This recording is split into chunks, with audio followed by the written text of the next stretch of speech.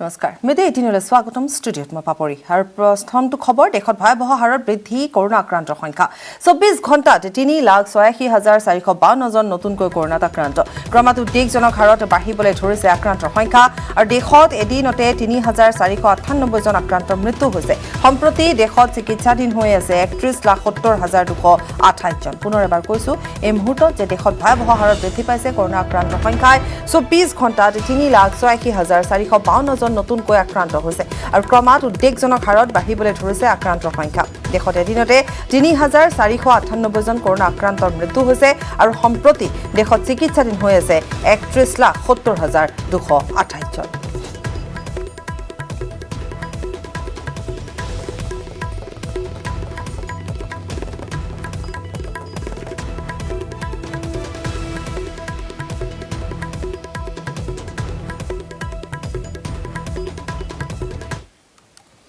আৰু ইফালে অসমত একেদিনাই কৰোনাত মৃত্যু হৈছে 26 জনৰ বিগত 24 ঘণ্টাত আক্ৰান্ত 3,079 জন লোক কামৰূপ মহানগৰত আক্ৰান্ত হৈছে 1,029 জন লোক বৃহস্পতিবাৰে অসমত আক্ৰান্তৰ হাৰ 4.58%।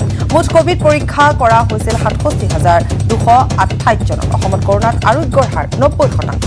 অসমত একেদিনাই কৰোনাত মৃত্যু হৈছে 26 জনকৈ লোকৰ বিগত 24 ঘণ্টাত আক্ৰান্ত 3,079 জন লোক কামৰূপ মহানগৰত আক্ৰান্ত হৈছে 1,029 জন লোক বৃহস্পতিবাৰে অসমত আক্ৰান্তৰ হাৰ 4.58%। মুঠ কোভিড পৰীক্ষা কৰা হৈছিল 67,278 জনক অসমত কৰোনাত আৰোগ্যৰ হাৰ 90%।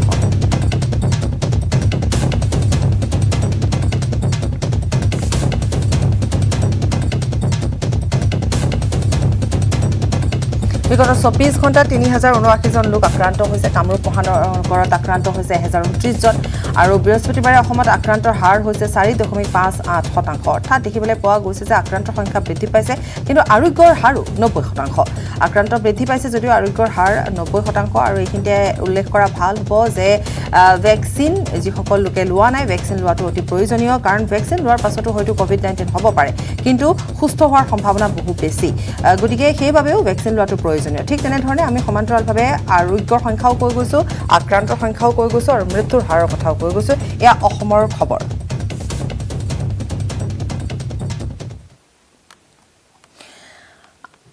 আজি পুৱাৰ ভাগত MMCH পৰিদৰ্শন কৰে মন্ত্ৰী হিমন্ত বিশ্ব শৰ্মাই MMCHত কাৰ্যক্ষম হৈ উঠিছে অটো প্ৰকল্প সম্পূৰ্ণ হৈ উঠিছে অক্সিজেন প্ৰকল্পৰ কাম আৰু এই মুহূৰ্তত আমি পুনপটীয়া সম্প্ৰচাৰলৈ যাম সংবাদ মেললৈ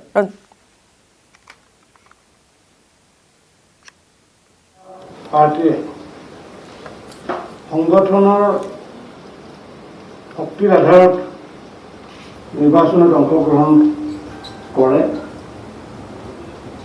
আৰু এইবাৰ আপোনালোকে সকলোৱে জানে যে পোন প্ৰথমবাৰৰ বাবে ভাৰতীয় জনতা পাৰ্টীয়ে একেবাৰে নিম্ন স্তৰত একেবাৰে তললৈ যি সংগঠন আছে আমাৰ যি ৰাজ্যিক সমিতি জিলা সমিতি মণ্ডল সমিতি বুথ সমিতি ইয়াৰ উপৰিও আমাৰ পৃষ্ঠাসমূহ আমাৰ আছে আৰু অসমত প্ৰায় 4,47,000 পৃষ্ঠাসমূহে কাম কৰিছে প্ৰতিটো বুথৰ কাৰ্যকৰ্তাসকলে কাম কৰিছে মণ্ডলকে আদি কৰি জিলাকে আদি কৰি ৰাজ্যিকে আদি কৰি সমগ্ৰ সাংসদসকল বিধায়কসকল মন্ত্ৰীসকল মাননীয় নেতা আহ্বায়ক মাননীয় মুখ্যমন্ত্ৰী ডাঙৰীয়া সকলোৱে একেবাৰে পৃষ্ঠা প্ৰমুখৰ পৰা মাননীয় মুখ্যমন্ত্ৰী ডাঙৰীয়া সকলোৱে কাৰ্যকৰ্তা হিচাপে কাম কৰিছে আৰু অসমৰ ৰাইজৰ অপূৰণিত যে আশীৰ্বাদ এই আশীৰ্বাদত আমি চৰকাৰ গঠন কৰিবলৈ খুব সম্ভৱ গৈ আছোঁ আমাৰ যোৱাকালি এক্সিট পোল এইবাৰতো এক্সিট পোলে বিভিন্ন ধৰণৰ তথ্য আগবঢ়াইছে কিন্তু আমি সেই এক্সিট পোলক আমি একচেপ্টো কৰা নাই ৰিজেক্টো কৰা নাই কাৰণ তেওঁলোকৰ সমীক্ষাৰ যি ধাৰণা সেই ধাৰণাটো অন্য ধৰণৰ আৰু আমাৰ যি নিজৰ যি সমীক্ষা আমাৰ নিজৰ সমীক্ষা একেবাৰে পৃষ্ঠাসমূহৰ পৰা খবৰ লৈ পেলাই বুথৰ কাৰ্যকৰ্তাসকলৰ পৰা খবৰ লৈ পেলাই আমি ইতিমধ্যে যোৱাকালিলৈ আমাৰ সম্পূৰ্ণ তথ্য আহি পাইছে আৰু সেই তথ্যৰ আধাৰত আপোনালোকক জনাব বিচাৰিছোঁ পূৰ্বতে আমি কৈ আহিছিলোঁ যে বিজেপি প্লাছ = 100+ কথা কৈ আহিছিলোঁ আৰু সেই 100+ আমি প্ৰস্তুতি হাতত লৈছিলোঁ কাৰণে আমি পৰৱৰ্তী সময়ত নিৰ্বাচন হোৱাৰ পিছত কাৰ্যকৰ্তাসকলৰ মনৰ খবৰৰ আধাৰত কৈছিলোঁ যে আমি লেটাৰ বা ডিষ্টিংশ্যন সহ চৰকাৰ গঠন কৰিম বুলি কৈছিলোঁ আৰু সেইটো সম্ভৱতঃ সেই লাইনতে গৈ আছে। এক্সিট পোলতো 2-3টা এক্সিট পোলত তেনেকুৱা এটা আভাস দিছে। আমাৰ যি পৃষ্ঠাসমূহ গোটৰ কাৰ্যকৰ্তাসকলে যি আমাক হিচাপ পঠিয়াইছে সেই হিচাপৰ আধাৰত ভাৰতীয় জনতা পাৰ্টীৰ উইনিবিলিটি আমাৰ চান্স আছে 70টা চিটত। অসম গণ পৰিষদৰ উইনিবিলিটি চান্স আছে 8টা আৰু UPPLৰ উইনিবিলিটি আছে 5টা। আমি আপোনালোকক আমাৰ কোন সমষ্টিত কি উইনিবিলিটি আছে আমি সম্পূৰ্ণ আমাৰ যি তথ্য আহি পৰিছে সেই তথ্য কপি আপোনালোকক আমি দিম। আৰু এইটো যদি আমি চাওঁ তেতিয়াহ'লে আমি 78 আৰু 5 আমাৰ 83 আমাৰ উইনিবিলিটিৰ চান্স আছে। আৰু ইয়াৰ লগতে কিছু ডাউট আমি ডাউটফুলবোৰ আমি লিখিছোঁ। 21টা আমি ডাউটফুল লিখিছোঁ। এই ডাউটফুলৰ পৰা আমি অতি কমেও 3টা পাৰ হ'ব লাগে। অৰ্থাৎ সেইটো যদি দেখোঁ আমাৰ 85ৰ তলত আহিব নালাগে যেন আমি অনুমান কৰিব পাৰিছোঁ। মই সমষ্টিসমূহ একাধিক্ৰমে কৈ যাম আৰু তাত আমাৰ বুথে যি হিচাপ পঠাইছে সেইটো ভোটৰ সংখ্যাসমূহ কৈ যাম। আমি যোৱাবাৰ লোকসভাৰ সময়তো আমি বিধানসভা ৱাইজ আমি সংখ্যা দাঙি ধৰিছিলোঁ আৰু সেই সংখ্যা অৱশেষত মিলিছিলে। অৰ্থাৎ আমাৰ বুথে পঠোৱা হিচাপ বুথে পঠাই কিহৰ আধাৰত পোলিং এজেণ্ট আৰু পৃষ্ঠা প্ৰমুখৰ আধাৰত আৰু সেইটো আজিলৈ মিলি আহিছে। এইবাৰো আমি মিলিব বুলি আশা ৰাখিছোঁ। 1 নম্বৰ ৰাতাবাৰী সমষ্টি এইটো ভাৰতীয় জনতা পাৰ্টীয়ে জয়লাভ কৰিব। ৭৫,000ৰ তলত ভোট নাপায়। 2 নম্বৰ পাথৰকেন্দ্ৰী সমষ্টি ভাৰতীয় জনতা পাৰ্টীয়ে জয়লাভ কৰিব। ৭২,000ৰ তলত ভোট নাপায়। কৰিমগঞ্জ নৰ্থ আমাৰ ডাউট আছে। কৰিমগঞ্জ চাউথ ডাউট আছে। বদৰপুৰ ডাউট আছে। হাইলাকান্দি আমাৰ ন' কমেণ্টছ অৰ্থাৎ য'ত কমেণ্টছ একো নাই তাত সেইটো আমাৰ পোৱাৰ সম্ভাৱনা নাই। কাটলিচৰা ডাউট আছে। আলগাপুৰ বিজেপি 55,000 তাত ভোট পোৱাৰ সম্ভাৱনা আছে। শিলচৰ বিজেপি 87,000 ভোট পোৱাৰ সম্ভাৱনা আছে। সোনাই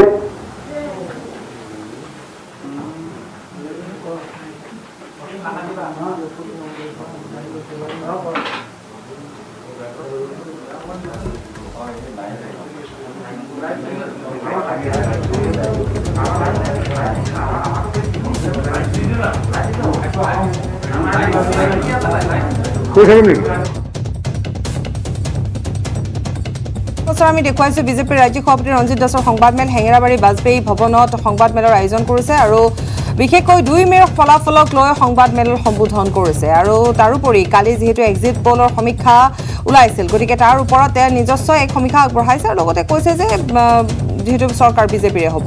এতিয়া ক'ত লোকচান হ'ব, ক'ত কেনেধৰণে কি হ'ব, ডাউনফল ক'ত হৈছে তাৰ ওপৰত এটা আলোচনা কৰাৰ কথা আমি ডাউটতে ৰাখিছোঁ। ঠিক তেনেকুৱা আলগাপুৰ ক'লোঁ মই বিজেপি।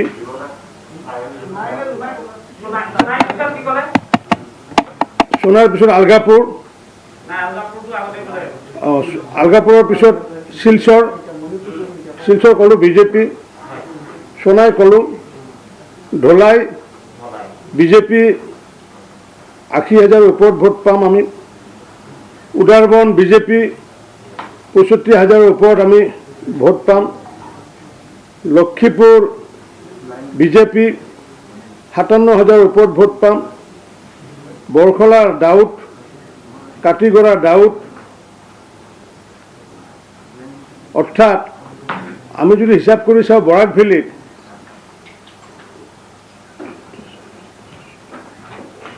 আমি 7টা ভাৰতীয় জনতা পাৰ্টীয়ে অতিক্ৰমে আমি 7টা সিট আমি নট লেছ দেন 7 বৰাক ভেলীত। তাৰপিছত আমাৰ পাহাৰত কাৰ্বি আংলং আৰু হাফলং 5টা সমষ্টিতে ভাৰতীয় জনতা পাৰ্টীয়ে পাব। হাফলং 69,000 ভোট লৈ পেলাই ভাৰতীয় জনতা পাৰ্টী জিকাৰ সম্ভাৱনা। বোকাজান 61,000তকৈ অধিক ভোট পায় বিজেপি। হাওড়াঘাট 55,000তকৈ অধিক ভোট পায় বিজেপি। ডিফু 74,000তকৈ অধিক ভোট পায় বিজেপি। বৈঠালাংছু 79,000তকৈ অধিক ভোট পায় বিজেপি।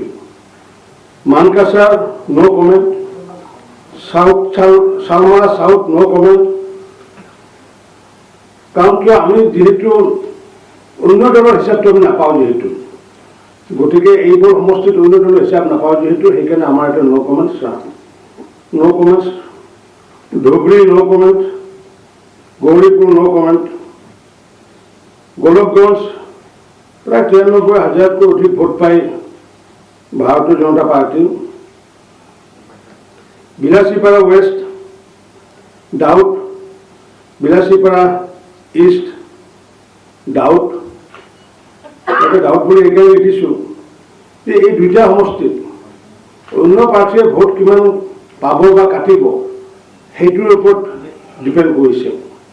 উদাহৰণস্বৰূপে যদি মই কওঁ যে বিলাসীপাৰা ৱেষ্ট এনে দেখাত ভাৰতীয় জনতা পাৰ্টীৰ এইটো কোনো সম্ভাৱনা নাই, কিন্তু বিলাসীপাৰা ৱেষ্টৰ আলী আকবৰ মিয়াটো প্ৰাক্তন বিধায়ক, তেখেতে ক্লেইম কৰিছে 35,000 পৰা 40,000 ভোট পাম বুলি কৈছে। আনহাতে তৃণমূল কংগ্ৰেছৰ এজন ব্যক্তিয়ে নিৰ্বাচন খেলিছে, তেখেতে ক্লেইম কৰিছে 12,000 পৰা 15,000।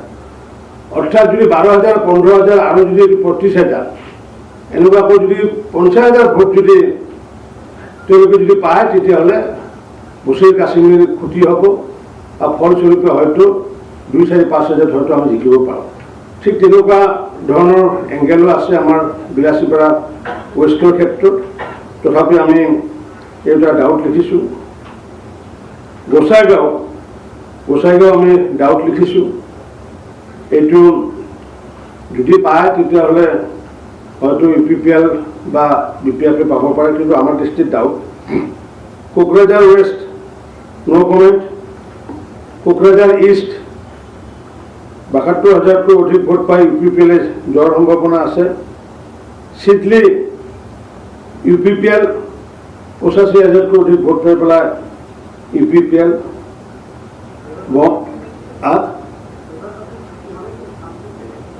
চিডলি UPPL। বঙাইগাঁও AGP 85,000তকৈ অধিক ভোট পোৱাৰ সম্ভাৱনা। বিজনী BJP 70,000তকৈ অধিক ভোট পায় BJP। অভয়পুৰী নৰ্থ ডাউট আছে। South no comment. Dudhnoi BJP। Goalpara east no comment. Goalpara west no comment. Jaleswar no comment. Sorbhog প্ৰায় 97,000 ভোট পাই ভাৰতীয় জনতা পাৰ্টী। ভৱানীপুৰ 60,000তকৈ অধিক ভোট পাই অসম গণ পৰিষদ AGP। পাটাচাৰকুছি BJP। আমি ইয়াতে পাটাচাৰকুছি, জালুকবাৰী আৰু আমাৰ মাজুলী এই 3টা সমষ্টিৰ আমি পৰিসংখ্যা লোৱা নাই বুথৰ পৰা, কাৰণ কিয় এই 3টা সমষ্টিত অকল পাৰ্টীৰ নিৰ্বাচন খেলা নাই, এইটো ৰাইজৰ নিৰ্বাচন হৈছে। সেইকাৰণে ইয়াতে আমি পৰিসংখ্যা আমাৰ এই 3টা সমষ্টিত জালুকবাৰী, মাজুলী আৰু পাটাচাৰকুছিত আমি পৰিসংখ্যা ইয়াতে দেখুওৱা নাই। বৰপেটা নো কমেণ্ট, 70,000 ভোট পাব। জনিয়া নো কমেণ্ট। বাগবৰ নো কমেণ্ট। সৰুক্ষেত্ৰী নো কমেণ্ট। চেঙা নো কমেণ্ট। বকো ডাউটটো এইকাৰণে ধৰা হৈছে যদি তাত প্ৰাক্তন বিধায়ক গোপীনাথ দাসে তেওঁ যিটো ভোট ইতিমধ্যে পোৱা বুলি দাবী কৰিছে, তেওঁ যদি সংখ্যালঘু মূলৰ যদি ভোট যদি 20,000 যদি তেওঁ পায় তেতিয়াহ'লে তাত অসম গণ পৰিষদৰ প্ৰাৰ্থী জিকি অহাৰ সম্ভাৱনা আছে। ছয়গাঁও নো কমেণ্ট, পলাশবাৰী ৬৫,০০০তকৈ অধিক ভোট পাই পেলাই বিজেপিৰ জয়ৰ সম্ভাৱনা আছে। জালুকবাৰী বিজেপি, সংখ্যাটো আমি ইয়াতে দিয়া নাই। দিছপুৰ প্ৰায় 2,30,০০০তকৈ অধিক ভোট পাই পেলাই বিজেপি। গুৱাহাটী ইষ্ট ৯৫,০০০তকৈ অধিক ভোট পোৱাৰ সম্ভাৱনা আছে বিজেপি। গুৱাহাটী ইষ্ট 1,40,০০০তকৈ অধিক ভোট পোৱাৰ সম্ভাৱনা দেখিছোঁ Asom Gana Parishad. Hajo BJP, Kamalpur BJP, Rangia BJP, Tamulpur UPPL, Nalbari ৯৫,০০০তকৈ অধিক ভোট পাই বিজেপি, আমাৰ জয়ন্ত মল্ল প্ৰাৰ্থী আছিলে। বৰক্ষেত্ৰী ৯০,০০০তকৈ অধিক ভোট পাই বিজেপি। ধৰ্মপুৰ ৭১,০০০তকৈ অধিক ভোট পোৱাৰ সম্ভাৱনা আছে BJP. Barama UPPL, Chapaguri UPPL, Paneri BJP, Kalaigaon BJP, Silapathar BJP, Mangaldoi doubt, Dalgaon no comment, Udalguri doubt, Majbat BJP, Dhekiajuli 1,10,০০০তকৈ অধিক ভোট পোৱাৰ সম্ভাৱনা আছে BJP. Barchalla BJP, Tezpur AGP, Rangapara BJP, Chatia BJP, Biswanath BJP, Behali BJP, Gohpur BJP, Morigaon 1,08,000তকৈও অধিক ভোটত পাই পেলাই BJP. Morigaon BJP, Laharighat no comment, Raha doubt, Dhing no comment, Batadrava doubt, Duparihat no comment, Nagaon BJP, Barhampur BJP, Chamaguri দাউদ, কলিয়াবৰ AGP,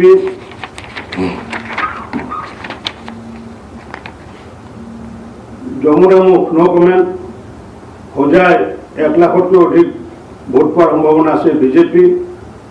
লামডিং 1,05,000তকৈ অধিক ভোট পোৱাৰ সম্ভাৱনা আছে BJP. Bokakhat AGP, Sarupathar BJP, Golaghat BJP, Khumtai BJP, Dergaon AGP, Jorhat BJP, Majuli য'ত মুখ্যমন্ত্ৰী ডাঙৰীয়াৰ তাত বিজেপি, সংখ্যা আমি ইয়াতে দিয়া নাই। তিতাবৰ 58,000তকৈ অধিক ভোট পোৱাৰ সম্ভাৱনা আছে বিজেপি। মৰিয়নি 48,000তকৈ অধিক ভোট পোৱাৰ সম্ভাৱনা আছে বিজেপি। তিয়হ 50,000তকৈ অধিক ভোট পোৱাৰ সম্ভাৱনা আছে যদিও দাউদ। আমগুৰি 46,000তকৈ অধিক ভোট পোৱাৰ সম্ভাৱনা আছে যদিও doubt. Nazira BJP, Mahmora BJP, Sonari BJP, Thowra doubt, Sivasagar BJP, Bihpuria BJP, Naoboicha no comment, Lakhimpur BJP, Dhakuakhana 1,00,000তকৈ অধিক ভোট পোৱাৰ সম্ভাৱনা আছে বিজেপি।